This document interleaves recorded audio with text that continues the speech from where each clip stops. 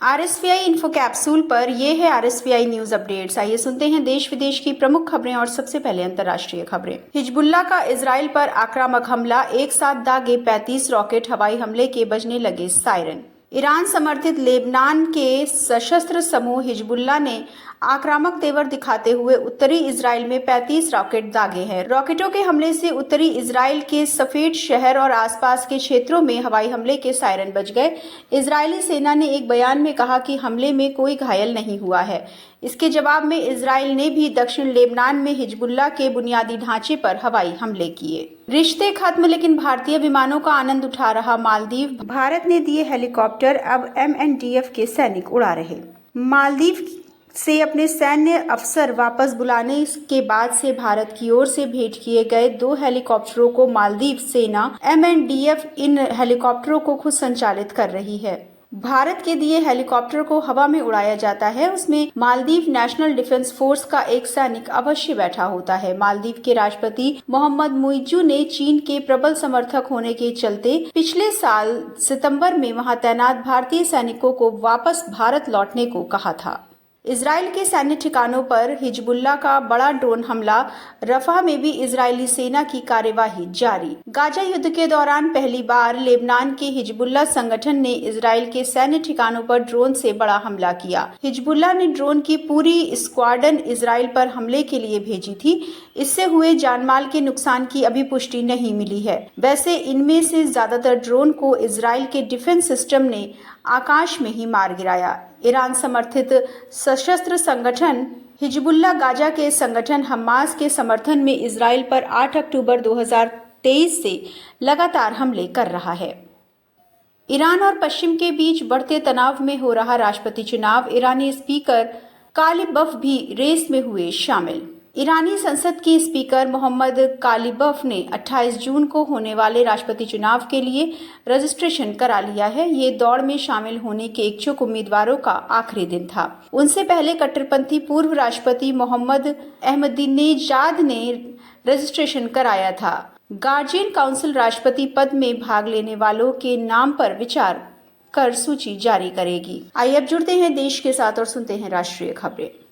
अब की बार राजग सरकार, बहुमत के आंकड़े से पिछड़ी भाजपा, विपक्षी गठबंधन ने दिखाया दम। बीते 2 लोकसभा चुनावों में भाजपा को बड़ा बहुमत देने वाली जनता ने इस बार चौंकाने वाले जनादेश दिए हैं। INDIA के रूप में एकजुट विपक्ष के सामने मुख्य रूप से प्रधानमंत्री नरेंद्र मोदी के चेहरे पर चुनाव मैदान में उतरी भाजपा का हाथ तो मतदाता लगातार तीसरी बार भी थामे रहा, लेकिन इतने सधे अंदाज में कि बहुमत के लिए आवश्यक 272 सीटों से कुछ दूर लाकर छोड़ दिया। 18वीं लोकसभा की संतुलित तस्वीर सजाते हुए जनता ने विपक्षी गठबंधन को 235 सीटों के साथ ताकत और हौसला दिया, तो पीएम मोदी के नेतृत्व में 10 वर्ष तक चली राजग सरकार और उसके निर्णयों पर भी भरोसे की मोहर लगाई। यही कारण है कि भाजपा को 245 सीटों सहित राष्ट्रीय जनतांत्रिक गठबंधन की झोली में 295 सीटें डालकर जनादेश दिया है अब की बार राजग सरकार। भूटान, श्रीलंका समेत दुनिया भर के तमाम नेता पीएम मोदी को दे रहे बधाई। इटली की पीएम मेलोनी बोली, एकजुट होकर करेंगे काम। लोकसभा चुनावों में ऐतिहासिक तीसरा कार्यकाल मिलने पर पड़ोसी देशों के नेताओं ने प्रधानमंत्री नरेंद्र मोदी को बधाई दी है। मॉरिशस के प्रधानमंत्री प्रविंद जगन्नाथ ने एक्स पर पोस्ट में प्रधानमंत्री मोदी को बधाई देते हुए उम्मीद जताई कि उनके नेतृत्व में भारत अपनी विकास यात्रा जारी रखेगा। साथ ही भारत का लोकतंत्र उल्लेखनीय प्रगति करता रहेगा।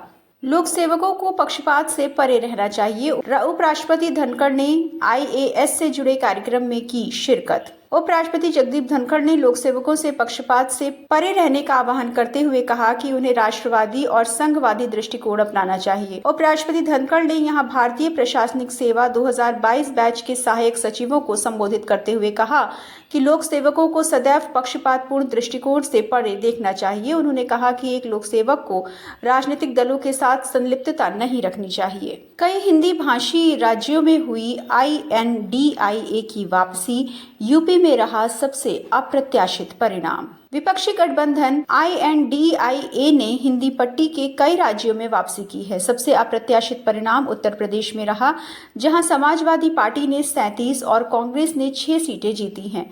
उत्तर प्रदेश में भाजपा केवल 33 सीट जीत सकी। भाजपा ने 2014 में 71 सीटों पर जीत हासिल की थी। वहीं 2019 में भाजपा ने 62 सीटें जीतकर अपनी जमीन बरकरार रखी थी। 2019 में समाजवादी पार्टी ने 5, कांग्रेस ने केवल 1 सीट जीती थी। आइए अब जुड़ते हैं खेलों के साथ और सुनते हैं खेल जगत से जुड़ी ताजा खबरों का हाल। पहली बार में ही छा गए यूसुफ पठान, रच दिया इतिहास। पूर्व भारतीय क्रिकेटर यूसुफ पठान ने क्रिकेट से संन्यास लेने के बाद कमेंट्री का रुख किया था, लेकिन अब उनका अंदाज बदला है। वो राजनीति में भी आ गए हैं। लोकसभा 2024 चुनावों में यूसुफ पश्चिम बंगाल के बहरामपुर से मैदान में हैं। पहली बार चुनावी मैदान में उतरे यूसुफ ने इतिहास रच दिया है। यूसुफ को टीएमसी ने पश्चिम बंगाल के बहरामपुर से टिकट दिया था। वो इस सीट पर 85,200 वोटों से जीत हासिल करने में सफल रहे हैं। सुनील गावस्कर ने चुनी भारत की प्लेइंग 11, आयरलैंड के खिलाफ ओपनिंग और नंबर 3 के लिए अहम सुझाव। अमेरिका और वेस्टइंडीज की संयुक्त मेजबानी में इन दिनों T20 विश्व कप 2024 खेला जा रहा है। टूर्नामेंट में भारत अपना पहला मैच 5 जून को आयरलैंड के खिलाफ खेलेगा।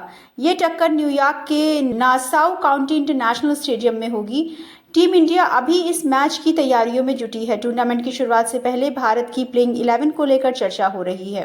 कई एक्सपर्ट्स का मानना है कि आईपीएल 2024 में बतौर ओपनर उम्दा प्रदर्शन करने वाले विराट कोहली को विश्व कप में पारी की शुरुआत करनी चाहिए।